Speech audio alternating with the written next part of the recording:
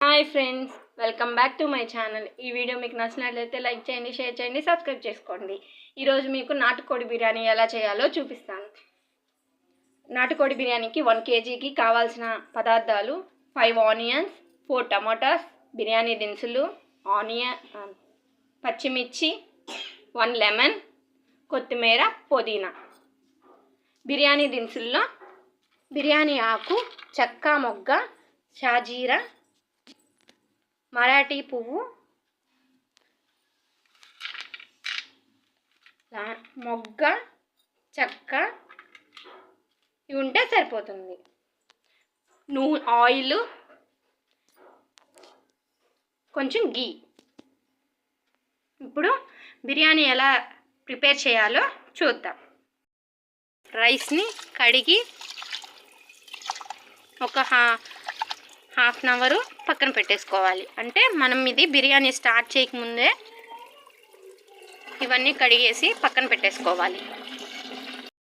నాటుకోడి చికెన్ అండి. దీంట్లో నేను పెరుగు, కారం, ఉప్పు, మసాలా, కొంచెం గరం మసాలా, చికెన్ మసాలా, కొంచెం ఆయిల్ వేసి మెల్ట్ చేసి ఫ్రిడ్జ్లో 1 అవర్ 2 అవర్స్ వరకు ఫ్రిడ్జ్లో పెట్టేసుకోవాలి.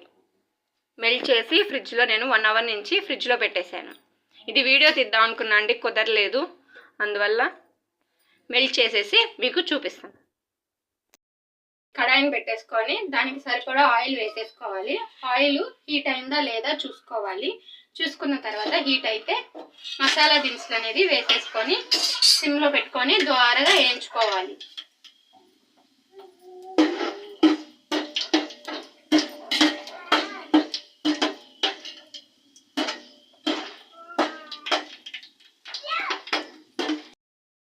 ఆనియన్స్ అనేది చాప్ కోసుకోవాలి. కోసుకున్నాక ఆయిల్, మసాలా దినుసులు వేగాక ఆనియన్స్ వేసేసుకోవాలి. ఇలాగా అతి మధ్యలో ఇలాగా ఆనియన్స్ వేగేదాకా ఇలాగా కొంచెం కొంచెం కలుపుకుంటూ ఉండాలి.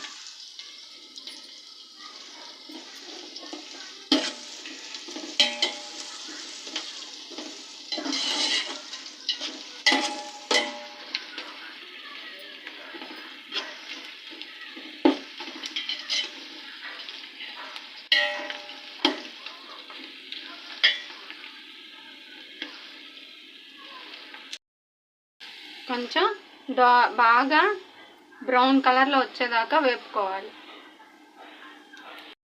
ఇలాగా బ్రౌన్ కలర్లో వచ్చేదాకా బాగా వేపుకోవాలి. బిర్యానీకి బాగా కలర్ వస్తేనే బిర్యానీ కలర్ అనేది బాగా పర్ఫెక్ట్గా ఉంటుంది.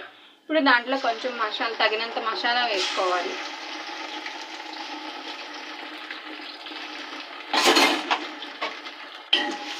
వన్ కేజీకి అల్లం వచ్చి 100 గ్రాములు, తెల్లగడ్డలు వచ్చి 50 గ్రామ్స్ సరిపోతుంది. వచ్చే వరకు వేపుకొని అల్లం పేస్ట్ వేసుకోవాలి. అల్లం పేస్ట్ ఒక 5 స్పూన్స్ వరకు, నేను స్పూన్ చూపిస్తాను మీకు. ఈ స్పూన్తో 5 స్పూన్స్ వేసుకుంటే సరిపోతుంది. దాంట్లో మనం అంటే మెల్ట్ చేసాం కదా, చికెన్ మెల్ట్ చేసిన దాంట్లో 2 స్పూన్స్ వేసాం. దాంట్లో మసాలా ఉంది కాబట్టి సరిపోతుంది. వేసుకోవాలి.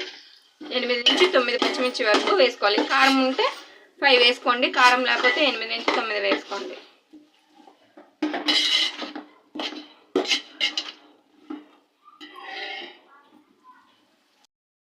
అనేది వేపుకున్న తర్వాత కొంచెం నూనె, ఆయిల్ అనేది ఇలా బయటకు వస్తే టమోటాలు అనేది వేసుకోవాలి.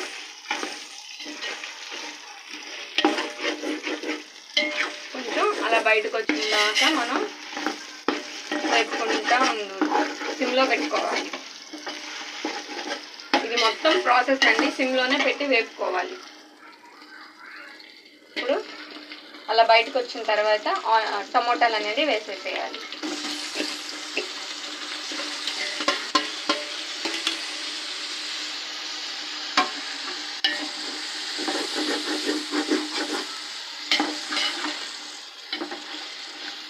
ఇలా బాగా టమోటాలు కూడా బాగా వేగినాక ఇలా చేసుకుంటూ కలుపుకుంటూ ఉండాలి. ఇలాగా బాగా వేగిన తర్వాత మసాలాలో నుంచి కూడా ఇలాగా మనము టమాటాస్ వేసిన తర్వాత కూడా ఇలాగ బయటకు వచ్చిన దాకా ఆయిల్ అనేది వేపుకున్న తర్వాత ఇప్పుడు పుదీనా కొత్తిమీర వేసుకోవాలి.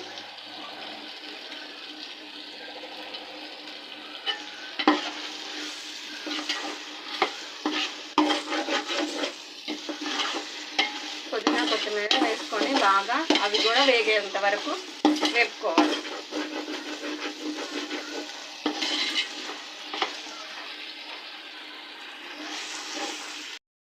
వేపుకుంటూ ఉంటే ఆకు అనేది కూడా కొంచెం వేగిపోయింది. ఇప్పుడు చికెన్ని వేసేసుకున్నాం.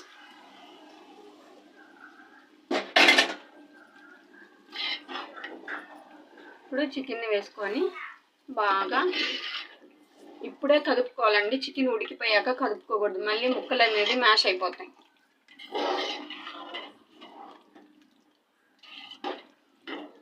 చికెన్ పీస్ అనేది మ్యాష్ అయిపోతుంది.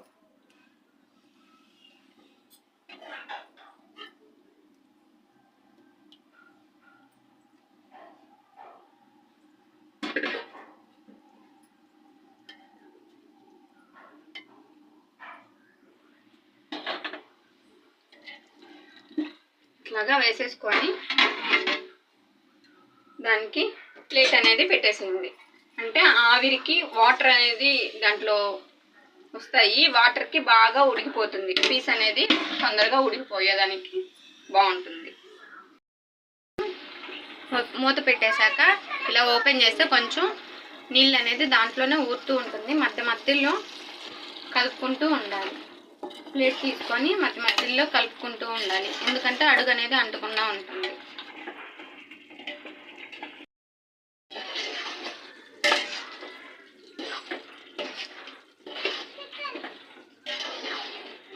ఒకసారి చెక్ చేసుకోండి, చికెన్ పీస్ ఉడికిందా లేదనేది చెక్ చేసుకోండి.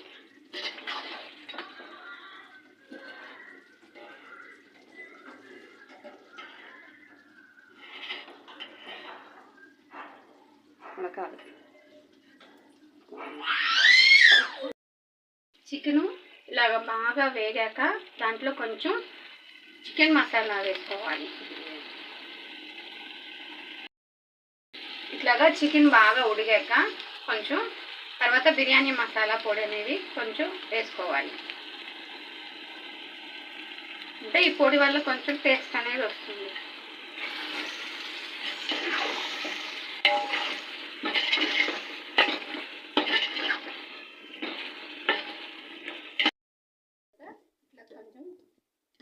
కలుపుకొని నేను ఈ బౌల్తో బియ్యం అనేది తీసుకున్నాను, అందుకని ఈ బౌల్తో వాటర్ అనేది వేసుకుంటున్నాను. ఒక బౌల్కి 2 బౌల్స్ వాటర్ వేసుకోవాలి. ఉన్నాయి కాబట్టి మామూలుగా అయితే ఒక బౌల్కి 2 బౌల్స్ వాటర్ పోసుకోవాలి. మామూలు రైస్కి అయితే దీంట్లో వాటర్ ఉన్నాయి కాబట్టి ఒక బౌల్కి 1.5 బౌల్ వాటర్ అనేది పోసుకోవాలి. 1.5 బౌల్ వాటర్ అనేది పోసుకున్నాను. ఇప్పుడు ఒకసారి కలుపుకొని మొత్తాన్ని కొంచెం మీకు ఉప్పు అనేది టెస్ట్ చేసుకోండి. మీకు తగినంత ఉప్పు వేసుకొని, నాకు ఉప్పు సరిపోలేదండి, అందుకని నేను కొంచెం ఉప్పు అనేది వేసుకుంటున్నాను. మీరు ఒకసారి టెస్ట్ చేసుకొని మీకు ఉప్పు సరిపోయి ఉంటే మీకు సరిపడా వేసుకోండి. తర్వాత ప్లేట్ మూత పెట్టేసుకోండి.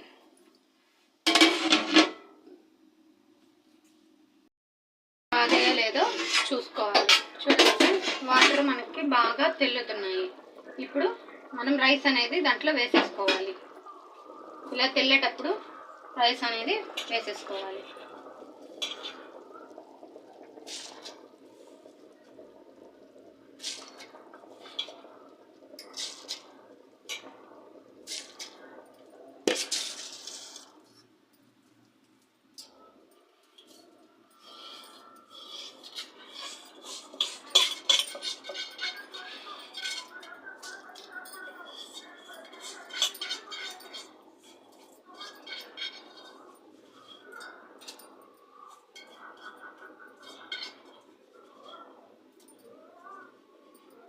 ఇలా రైస్ మొత్తం వేసేసాక మళ్ళీ ఒకసారి మొత్తం కలుపుకోవాలి.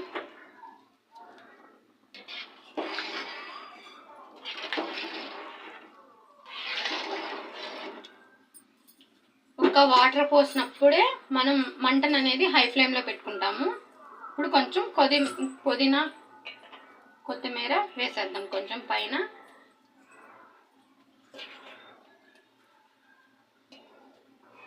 ఒక వాటర్ని చల్లబెట్టేటప్పుడే మనం హై ఫ్లేమ్లో పెట్టుకుంటాం. మిగతా అంతా లో ఫ్లేమ్లోనే పెట్టుకొని అలా ప్లేట్ అనేది వేసేసుకోవాలి. మొత్తం కలిపేసుకున్న తర్వాత ఒకసారి ప్లేట్ అనేది మూత వేసేసుకోవాలి. తర్వాత ఇట్లాగా రైస్ వేసిన తర్వాత ఒకసారి హై ఫ్లేమ్లోనే పెట్టేసుకోవాలి. బాగా ఫస్ట్ హై ఫ్లేమ్లోనే ఉంచేసుకోవాలి. కొంచెం ఉడికిన తర్వాత మీడియం ఫ్లేమ్లోకి అనేది లో ఫ్లేమ్లోకి అనేది మార్చుకోవాలి. ఇట్లాగా ఉడికిన దాకా ఉంచుకొని సిమ్లో ఇప్పుడు నిమ్మకాయ పిండుకోవాలి. నిమ్మకాయ పిండుకొని మంట అనేది లో ఫ్లేమ్లోకి మార్చుకోవాలి. ఇప్పుడు వరకు హై ఫ్లేమ్లో ఉండింది, ఇప్పుడు లో ఫ్లేమ్లోకి మార్చుకోవాలి.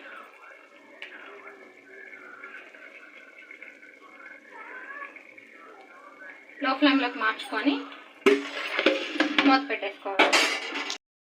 చేసుకుందాం అంటే ఆ నిమ్మ అనేది మనకి కొంచెం డ్రై అయిపోయి ఉండాలి.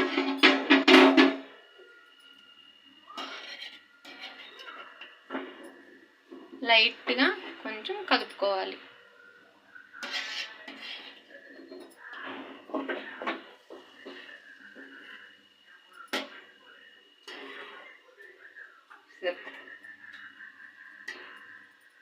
ఇలాగా వాటర్ అనేది మొత్తం డ్రై అయిపోయినాక ఆఫ్ చేసేసుకోవాలి.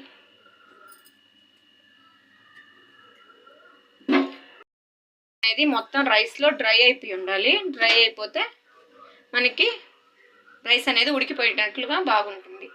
దీంట్లో కొంచెం అయిపోయాక లాస్ట్లో కొంచెం గీ అనేది యాడ్ చేసుకోవాలి. ఇలాగ ఒక 2 టేబుల్ స్పూన్ 3 టేబుల్ స్పూన్ వరకు గీ అనేది యాడ్ చేసుకోవాలి.